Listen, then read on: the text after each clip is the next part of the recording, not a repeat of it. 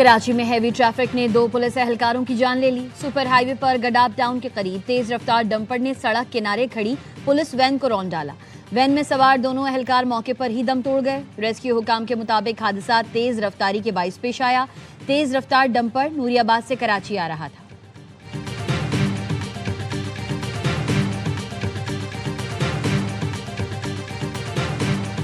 Cocaine dealer अनमोल और पिंकी को city court के बजाय आज सेंट्रल जेल में पेश किया जाएगा। डीआईजी साउद असद रजा की दरखास्त पर अदालत ने हुक्म जारी कर दिया। बगदादी पुलिस अनमोल और पिंकी को लेकर सेंट्रल जेल जाएगी। सिक्योरिटी वजूहात की बिना पर केस की समाअत जेल में कायम अदालत में की जाएगी।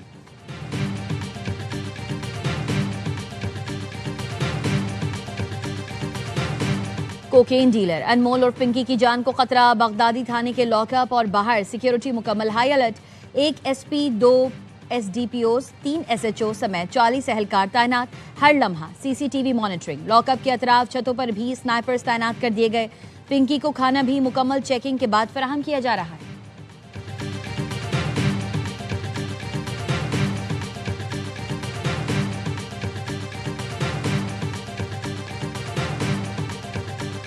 अनमोल और पिंकी को साबिक शौहर नासिर ने कोकेन बनाने का माहिर बनाया। नासिर अपने 2 भाइयों समेत इस कारोबार में मुलव्विस था।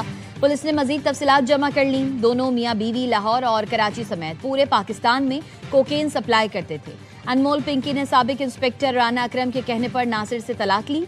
पिंकी का मामला एयरवाई न्यूज पर उठाए जाने के बाद पुलिस हरकत में आई थी।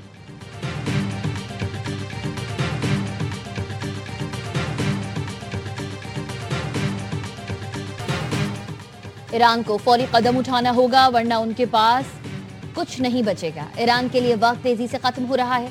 अमेरिकी सदर ट्रंप की फिर धमकी। सोशल मीडिया पर पोस्ट में लिखा, ईरान के लिए वक्त बहुत अहम है।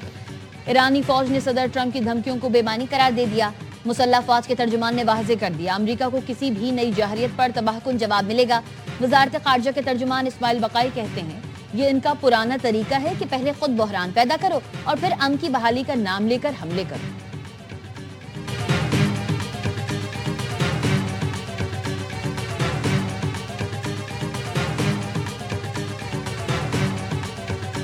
अब नया हुर्मुज़ तिजारत के लिए खुला है, लेकिन लश्कर कशी और बदअमनी फैलाने वालों के लिए नहीं। पास दौरान इनकलाब के साबिक सरबराह मोहसिन रजाई का एक्सपर्ट बयान।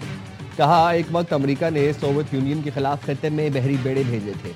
अमेरिका अब किसके खिलाफ बहरी बेड़े भेज रहा है और इसका दुश्मन कौन है?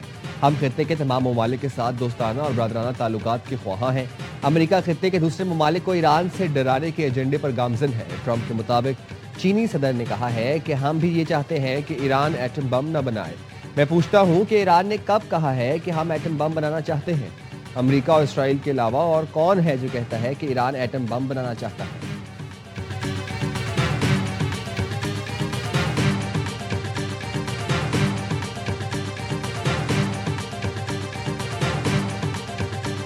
प्रोजेक्ट फ्रीडम पाकिस्तान की दरख्वास्त पर रोका गया। अमेरिकी वजीर खारजा मार्को रूबियो का एनबीसी को इंटरव्यू।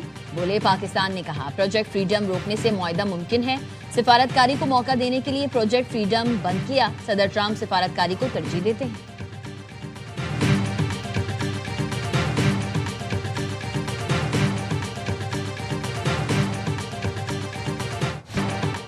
ईरान अमेरिका में मुस्तकिल जंग बंदी और खत्ते में अमन का मिशन। वज़ीर दाखिला मोहसिन नकवी की तेहरान में ईरानी क़यादत से अहम मुलाकातें। सदर मसूद पज़ेश्कियान से 1-on-1 1.5 घंटा तवील मुलाकात। ईरानी सदर ने अपनी सरजमीन ईरान के खिलाफ इस्तेमाल की इजाज़त न देने पर पाकिस्तान का खुसूसी शुक्रिया अदा किया। कहा, पड़ोसी मुल्कों ने अपनी सरजमीन की इजाज़त न देकर अमेरिका और इसराइल का मनसूबा नाकाम बना दिया। हालिया पेशरफ्त ने पाक ईरान को एक दूसरे के करीब किया। पाक ईरान करीबी ताल्लुकात खित्ते में तामीरी सोच को फ़रोग देने की राह हमवार कर सकते हैं। इस्लामी ममालिक इत्तेहाद और इत्तेफाक की तरफ बढ़ें। खित्ते में जारहियत का इम्कान इंतहाई कम हो जाएगा। मोहसिन नकवी ने कहा, नाजुक मोड़ पर सच्चे दोस्त और दुश्मन की पहचान होती है। वज़ीर दाखिला 3 घंटे सदारती महल में रहे। ईरानी हम मनसब और वज़ीर खारजा अब्बास अरागची से भी मुलाकात की। स्पीकर बाकर गालिबाफ से मुज़ाकरात का अमल आगे बढ़ाने पर तफसीली गुफ्तगू की गई। मोहसिन नकवी का कहना था, दोनों कौमें पहले भी एक दूसरे के करीब थीं, लेकिन अब मजीद करीब आ गई हैं। उम्मीद है कि पाकिस्तान मुज़ाकरात को किसी नतीजे पर पहुंचा सकेगा।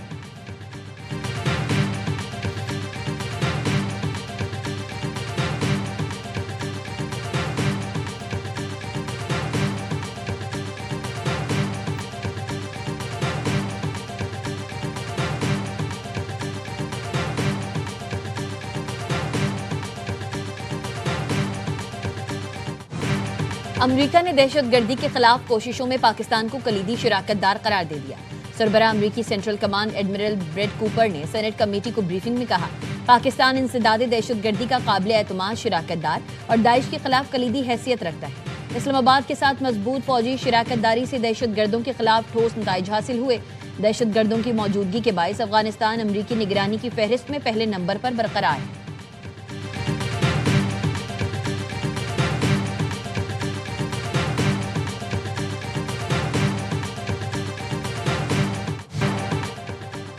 भारत को एक और महाज पर शिकस्त, सिंध ताश माहदे पर पाकिस्तानी मौक़िफ़ इंसाफ पर मबनी करार। आलमी सालिसी अदालत ने पाकिस्तान के हक में फैसला दे दिया। फैसले में कहा, भारत एक तरफा तौर पर सिंध ताश माहदा मुअत्तल नहीं कर सकता। भारत मगरबी दरियाओं पर किसी भी हाइड्रो पावर मनसूबे में अपनी मर्जी से पानी जखीरा नहीं कर सकता। भारत को आबी वसाइल का ऑपरेशनल डेटा पाकिस्तान को फराहम करना होगा। अदालत ने हुक्म दिया कि भारत कश, गंगा और तलेपन बिजली मंसूबों से मुतालिक तमाम मालूमात पाकिस्तान से शेयर करेगा। सिंध ताश माहदे पर पाकिस्तानी मौक़िफ़ इंसाफ पर मबनी है। पाकिस्तान का फैसला एक खैर मकदम, फैसले को बैनुल अक़वामी कानून और गैर जानिबदार इंसाफ की फतह करार दे दिया।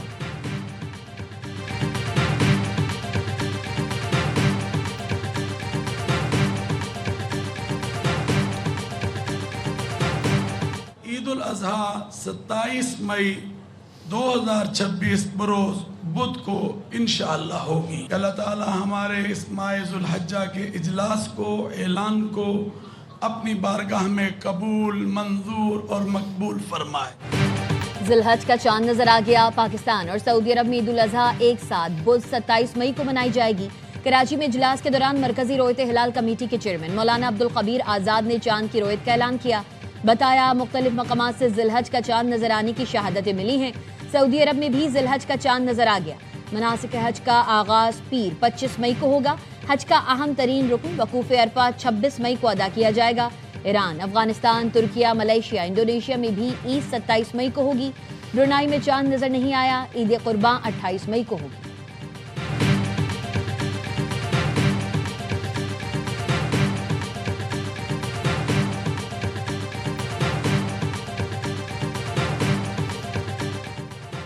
खित्ते में जंग बंदी के लिए पाकिस्तान की सिफारती कोशिशें जारी। वज़ीर-ए-आज़म शहबाज शरीफ और कतरी वज़ीर-ए-आज़म के दरमियान राबता। खित्ते की सूरत हाल पर गुफ्तगू। वज़ीर-ए-आज़म ने इलाकाई सिफारतकारी में कतर के तामीरी किरदार को सराहा। चैलेंज से निपटने के लिए करीबी मुशावरत जारी रखने पर इत्तफाक।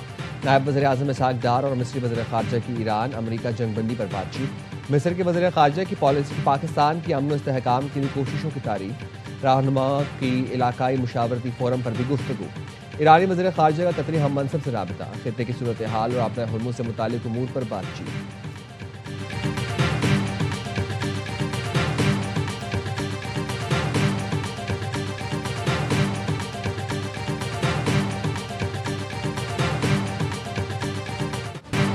कराची में सीबीयू के करीब तेज रफ्तार गाड़ी की टक्कर से शहरी की हलाकत का वाकया। हादसे से मुतालिक मजीद सीसीटीवी फुटेजेस सामने आ गई। 14 मई की रात हादसे के फौरी बाद ड्राइवर गाड़ी समेत फेज 2 के फ्लैट पर पहुंचा। फ्लैट पर पहुंचने के बाद ड्राइवर के अहले खाना सफेद गाड़ी में आए और उसे लेकर चले गए। गाड़ी रिहायशी फ्लैट से मैकेनिक के पास मुंतकिल की गई। पुलिस ने हादसे के बाद फ्लैट और फिर मैकेनिक शॉप तक जाने की तमाम फुटेजेस हासिल कर ली। पुलिस ताहाल गाड़ी के ड्राइवर को गिरफ्तार ना कर सकी। पुलिस को शुबा है ड्राइवर कराची छोड़कर फरार हो गया।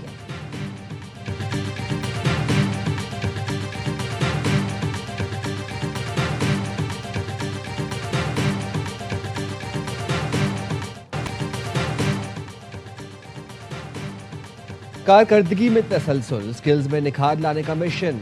एनसीए लाहौर में व्हाइट बॉल कैंप के तीसरे रोज प्रैक्टिस मैच खेला गया। 28 खिलाड़ी 2 टीमों में तकसीम किए गए। नेशनल क्रिकेट एकेडमी और पाकिस्तान मेंस टीम के व्हाइट बॉल कोचेज ने खिलाड़ियों की कारकर्दगी का जायजा लिया। 21 मई तक जारी रहने वाले कैंप के दौरान मुख्तलिफ सेशन कराए जा रहे हैं।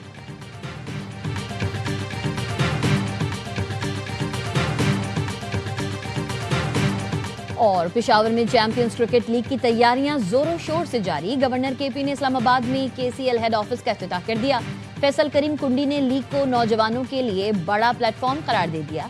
कहा, खैबर पख्तूनख्वा चैंपियंस लीग सूबे के नौजवानों और बासलाहियत खिलाड़ियों के लिए तारीखी मौका साबित होगी।